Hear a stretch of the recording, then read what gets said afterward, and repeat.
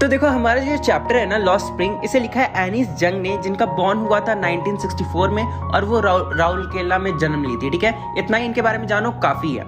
अब देखो ये जो हमारा जो पूरा चैप्टर है ना द लॉस्ट स्प्रिंग, ये एक्चुअली 2 पार्ट में डिवाइड है। ठीक है, मतलब इस चैप्टर के अंदर 2 स्टोरीज है और 2 अलग अलग लड़कों की स्टोरीज है। और हमारे चैप्टर का पूरा नाम है lost spring stories of stolen childhood. ठीक है, अब मैं तुम लोगों को बताता हूँ यहाँ पे स्प्रिंग क्या हुआ। हम लोग का सीजन का सबसे ब्यूटीफुल सीजन स्प्रिंग ही होता है ना पूरे सीजन्स में, और हम लोग का जो बचपन होता है वो हमारे लाइफ स्पैन में सबसे ब्यूटीफुल टाइम होता है हमारे लिए, तो इसलिए ये दोनों को रिलेट किया गया है। ठीक है, ये बात को याद रखना। और इस चैप्टर में जो दोनों स्टोरीज है ना, उस दोनों स्टोरीज में ऑथर ऐसे बच्चों के बारे में बात करेगी ना जो अपनी चाइल्डहुड को अच्छे से एंजॉय नहीं कर पाते और अपने चाइल्डहुड को खो देते हैं। इसलिए इस स्टोरी का नाम है lost spring stories of stolen childhood. तो देखो इस चैप्टर को 2 पार्ट में डिवाइड किया गया है, यानी कि 2 स्टोरीज में। सबसे पहला पार्ट है, उस पार्ट का नाम है समटाइम आई फाइंड अ रूपी इन द गार्बेज। इस स्टोरी में तुम लोग को एक लड़के के बारे में बताया गया है जिसका नाम है साहेब ई आलम, जो कि एक रैग पिकर है। और सेकंड पार्ट का जो टाइटल है वो है I want to drive a car, जिसमें स्टोरी है एक लड़के के बारे में जिसका नाम है मुकेश, जो कि बैंगल मेकर का बेटा है। ठीक है, इस वीडियो में हम पहले पार्ट को ही डिस्कस करते हैं और नेक्स्ट पार्ट को हम अगले वीडियो में डिस्कस करेंगे। ठीक है, और उसका लिंक तुम लोग को डिस्क्रिप्शन में मिल जाएगा। तो चलो सबसे पहली स्टोरी को शुरू करते हैं, जिसका टाइटल का नाम है समटाइम्स आई फाइंड अ रूपी इन द गार्बेज। तो चैप्टर के स्टार्टिंग में वो जो लड़का है ना साहेब ए आलम, तो यहाँ पे नरेटर उस लड़के के बैकग्राउंड के बारे में बताती है, यानी कि वो लड़का कहाँ रहता था। वो बताती है कि वो जो लड़का था ना वो बांग्लादेश से आया हुआ है और उसका घर ढाका में था, यानी कि बांग्लादेश में एक जगह है जिस जगह का नाम है ढाका, वहाँ पे वो रहता था। और वहाँ पे वो खेतों के बीच में रहता था, उसके घर के आसपास बहुत ज़्यादा ग्रीनरी थी। पर वो अपना घर वहाँ से क्यों छोड़ा? क्योंकि बहुत टाइम पहले एक स्टॉर्म आया, ठीक है, तूफान आया और उसका घर वर सब उजड़ गया। और उसके बाद उसे शिफ्ट होना पड़ा मजबूरी में बड़े सिटीज में, ताकि वो पैसा कमा के वो और उनकी फैमिली पैसे कमाकर जिंदा रह सके, यानी कि खाना खा सके और अपना लाइवलीहुड चला सके। फिर ऑथर बताती है कि उनके फैमिली में ये सब बात सब कोई भूल चुके हैं। तो अब मेन स्टोरी स्टार्ट हो रहा है। तो स्टोरी की स्टार्टिंग में ऑथर देखती है कि वो जो साहिब होता है ना, वो जो लड़का होता है, वो कूड़ेदान से कुछ ढूंढ रहा होता है। तो ये देख के साहिब से वो पूछती है ऑथर कि तुम ये सब काम क्यों कर रहे हो? तो साहिब बहुत ही लो टोन में जवाब देता है क्योंकि उसके पास और कुछ करने के लिए नहीं है। और ये सुनते ही ऑथर उस लड़के से पूछती है कि तो तुम स्कूल क्यों नहीं जाते? फिर तभी उन्हें रियलाइज होता है कि उन्होंने गलती से क्या पूछ दिया, क्योंकि वो तो एक रैग पिकर है। रैग पिकर का मतलब तुम लोग को पता है ना, कूड़े उठाने वाला समझ लो, वही होता ही है यार। रैग पिकर का मतलब होता है कूड़े उठाने वाला। तो फिर तब उन्हें रियलाइज होता है कि उन्होंने क्या पूछ दिया। एक रैग पिकर कैसे स्कूल जा सकता है? बट वो जो रैग पिकर होता है ना, यानी कि साहिब होता है, वो अच्छे से रिप्लाई देता है और कहता है कि वो स्कूल इसलिए नहीं जाता क्योंकि उसके आसपास के शहर में कोई भी स्कूल नहीं है। और साहब ये भी बोलता है कि अगर उसके नेबरहुड में कहीं स्कूल बन गया तो वो जरूर जाएगा। फिर ऑथर मजाक में कह देती है कि अगर वो स्कूल बना दे तो क्या वो उनके स्कूल में आएगा? पर ये बात सुनते ही साहेब के फेस में बहुत ही अच्छी वाली स्माइल आ जाती है। वो अंदर से बहुत ज्यादा खुश हो जाता है और वो कहता है कि वो जरूर आएगा। फिर ये इंसिडेंट के कुछ दिन बाद वो जो लड़का होता है साहेब, वो दौड़ते हुए नरेटर के पास आता है और पूछता है कि क्या आपका स्कूल बन गया है? तो फिर नरेटर बोलती है कि नहीं, एक स्कूल को बनने में काफी टाइम लगता है। फिर अंदर ही अंदर नरेटर जो होती है ना, सॉरी ऑथर जो होती है ना, वो अंदर ही अंदर बहुत ही ज्यादा असेम्ड फील करती है, शर्मिंदगी महसूस करती है, क्योंकि उन्हें पता था कि उन्होंने जो प्रॉमिस कर दिया है वो शायद वो कभी पूरा नहीं कर पाएगी। फिर ऑथर बोलती है कि वो एक अकेली लेडी नहीं है जिन्होंने ऐसा काम किया है। इस जो ब्लीक वर्ल्ड में, यानी कि इस कलरलेस वर्ल्ड में, इस दुनिया में बहुत सारे लोग हैं जो साहेब जैसे लोगों को झूठे प्रॉमिस करते रहते हैं, यानी कि गरीब लोगों को झूठे प्रॉमिस और दिलासा देते रहते हैं, जो कि वो कभी भी पूरा नहीं करने वाले। अब हमारी ऑथर बता रही है कि काफी टाइम तक साहेब को जानने के बाद वो साहेब से उसका नाम पूछती है। तो साहेब जो होता है वो अपना नाम रिप्लाई करता है, वो बोलता है साहेब ई आलम।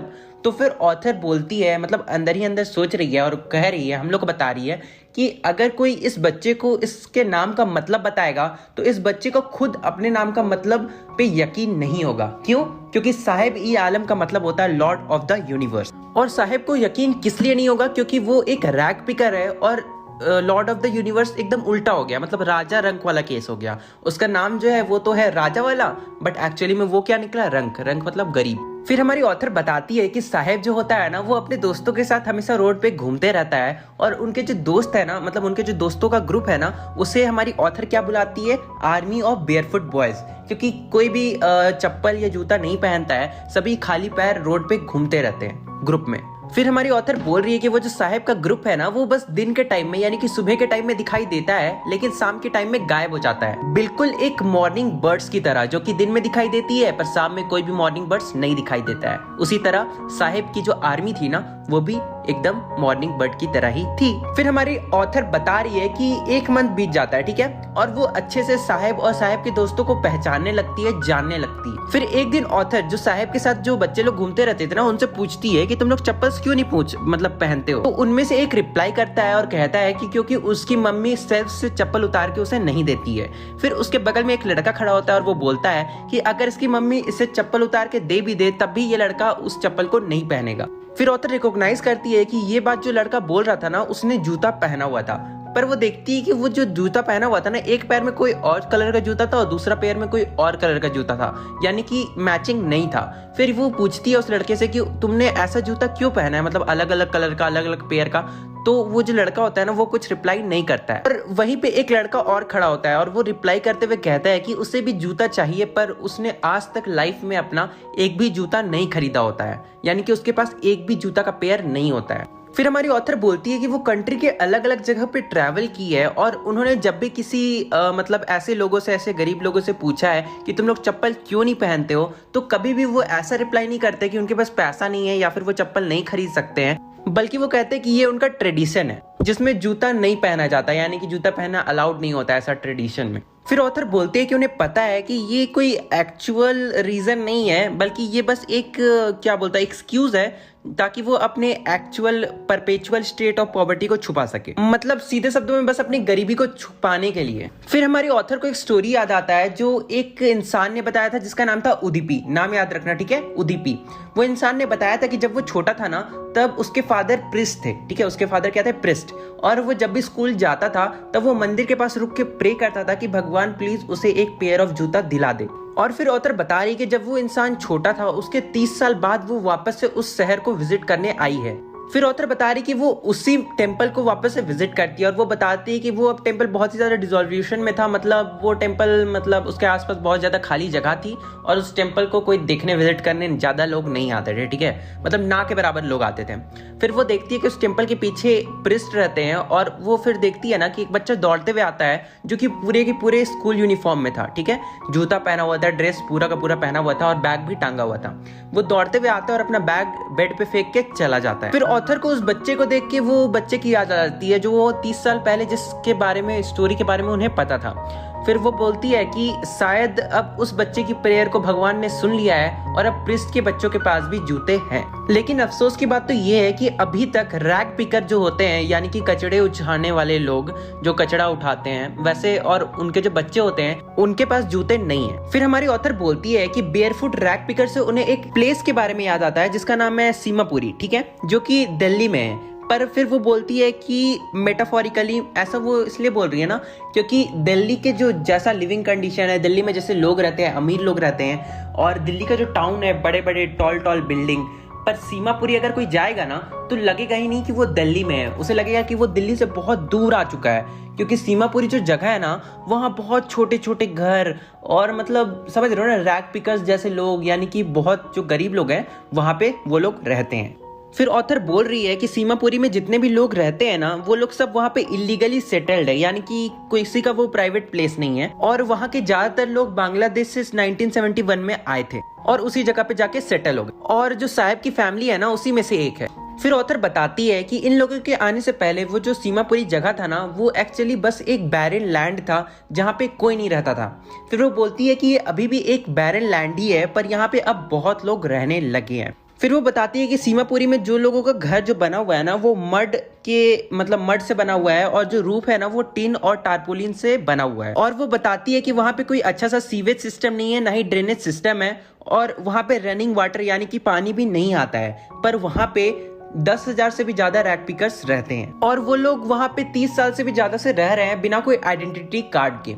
हाँ, पर तुम लोग को पता है उनके पास कोई आइडेंटिटी कार्ड नहीं है, पर उनके पास राशन कार्ड है जो कुछ पॉलिटिशियंस ने उन्हें दिलवाए हैं।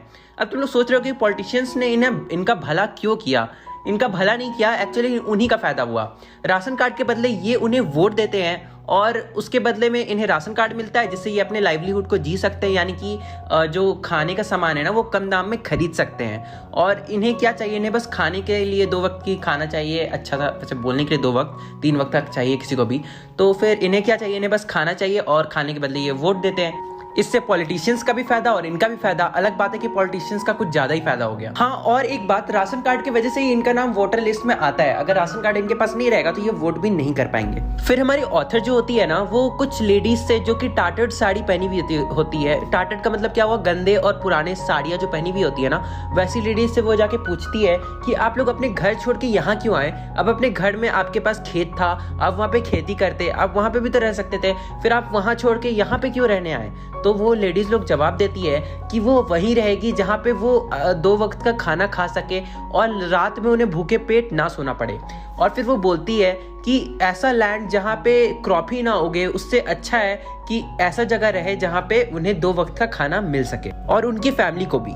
फिर हमारी ऑथर बता रही है कि इन्हीं लोगों के साथ साथ इनके जो बच्चे होते हैं ना, वो भी बचपन से पार्टनर्स इन सर्वाइवल बन जाते हैं, यानी कि वो भी बचपन से ही कमाना नहीं मतलब काम करना सीख जाते हैं और बचपन से ही काम करने लगते हैं, जिससे वो अपनी फैमिली को भी फीड कर पाए। और उस जगह पे यानी कि सीमापुरी में सभी लोग रैट पिकिंग करते हैं, क्योंकि उस जगह पे सर्वाइवल का मतलब ही होता है रैट पिकिंग। और फिर ऑथर बता रही है कि इन लोग के लिए रैट पिकिंग एक फाइन आर्ट्स की तरह बन गया है और इन्हें अब कचड़ों से मतलब घिन नहीं होती, बल्कि ये उनके लिए गोल्ड की तरह है, क्योंकि इससे वो अपनी फैमिली को फीड कर पाते हैं और अपनी लाइवलीहुड जी पाते हैं। और फिर साहेब ऑथर को एक बार बताते हैं, यानी कि साहेब जो बच्चा था ना, साहेब ई आलम, वो एक बार ऑथर को बताते हैं कि उन्हें कभी कभी गार्बेज के बीच से तो 1 रुपीज का कॉइन या कभी कभी 10 रुपीज का नोट भी मिल जाता है। और फिर ऑथर बता रही है कि जब इन जैसे बच्चों को 1 रुपीज का कॉइन या 10 रुपीज का जो नोट मिलता है ना, तब ये बच्चे भी अपने आप को और रोक नहीं पाते हैं और ढूंढने से, इसलिए वो गार्बेज को और ढूंढने लगते हैं इस होप में कि काश उन्हें और भी पैसा मिल जाए।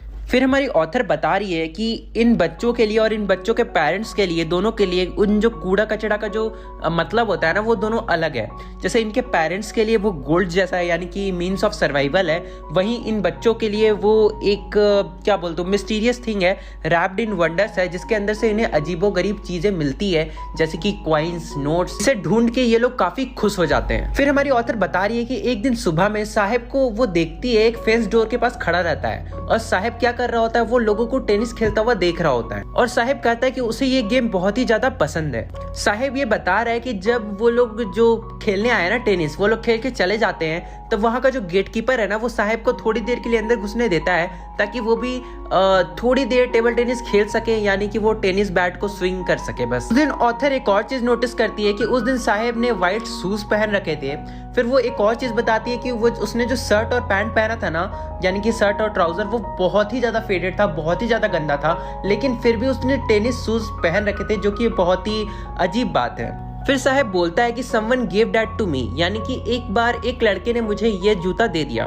फिर ऑथर सोचती है कि वो लड़का जरूरी बहुत ज्यादा अमीर लड़का होगा जो कि यहाँ पे खेलने आया करता होगा और उसने उस जूते को साहब को इसलिए दे दिया क्योंकि उसमें से एक जूते में आगे में थोड़ा सा होल था, यानी कि थोड़ा सा कटा हुआ था। फिर ऑथर बोलती है वो अमीर लड़की की तो अलग बात है, पर साहिब जैसे लड़के के लिए वो होल वाला शूज भी एक सपने की तरह है जो कि आज उसका पूरा हो गया है। पर फिर ऑथर कहती है वो शूज तो अलग बात है, पर ये जो गेम वो लड़का देख रहा है, यानी कि साहिब देख रहा है, वो साहिब के लिए एक ऐसा सपना है जो शायद वो कभी पूरा भी नहीं कर पाएगा। और तुम लोग को अच्छे से पता है कि वो ऑथर ऐसा क्यों कह रही है, क्योंकि अगर टेनिस सीखना है तो उसके लिए कोचिंग जाना पड़ता है। अगर कोचिंग नहीं भी जानते तो प्रैक्टिस करने के लिए सामान चाहिए, जैसे टेनिस बैट, टेनिस बॉल, और बहुत ज्यादा प्रैक्टिस करना पड़ेगा, इनरोल होना पड़ेगा गेम्स में, और ये कोई नॉर्मल बात नहीं है, खासकर रैक पिकर्स के लिए तो बिल्कुल नहीं। फिर ऑथर बता रही है कि कुछ दिन बाद वो साहिब को देखती है कि वो एक दिन मिल्क वाला जो स्टील वाला होता है ना, उसे लेके जा रहा होता है। फिर वो बोलती है कि वो जब साहिब को ऐसे देखती है तो साहिब से पूछती है, तो साहिब बोलता है कि अब वो जो रोड के किनारे एक टी स्टॉल है वहां पे वो काम करने लगा है। और साहिब ये भी बताता है कि वहां पे काम करने के बाद उसे 800 रुपीज भी मिलते हैं और उसे काम करने के टाइम खाना भी दिया जाता है। फिर ऑथर साहिब से पूछती है कि क्या तुम्हें ये काम पसंद है, पर इससे पहले कि वो कुछ बोलता, यहाँ पे ऑथर बता रही है कि जब वो उसका केयरफ्री लुक देखती है ना, तब उन्हें लगता है कि वो जो स्टील कैनिस्टर है वो काफी ज्यादा हेवियर है जो उससे पहले वो काम करता था, यानी कि प्लास्टिक के वो जो झोला में कचड़ा लेके भर के जो घूमता था ना, उससे ज्यादा हेवी हैवियर तो वो स्टील कैनिस्टर है, बट एक्चुअली में तुम लोग को पता होगा कि स्टील कैनिस्टर उतना भी भारी नहीं है जितना वो पहले उस प्लास्टिक में गार्बेज लेके घूमता था। पर यहाँ पे ऑथर ऐसा इसलिए बोल रही है ना क्योंकि उनके हिसाब से कि पहले वो बिल्कुल फ्री था, वो कुछ भी कर सकता था, वो अपने मर्जी से पैसा कमाता था उस गार्बेज को बेच के, पर अब उसे एक इंसान के अंदर काम करना पड़ रहा है जो उसे ऑर्डर्स देगा। और चैप्टर के एंड होते होते, चैप्टर नहीं आई मीन फर्स्ट पार्ट के एंड होते होते वो ऑथर ये कहती है कि Saheb is no longer his own master. और यहाँ पे हमारा पहला पार्ट खत्म होता है। दूसरा पार्ट का लिंक डिस्क्रिप्शन में। यार प्लीज चैनल को लाइक कर देना एंड चैनल को सब्सक्राइब कर देना एंड वीडियो को लाइक कर देना। और तुम लोग से मिलते हैं अगले वीडियो में, तब तक के लिए बाय बाय।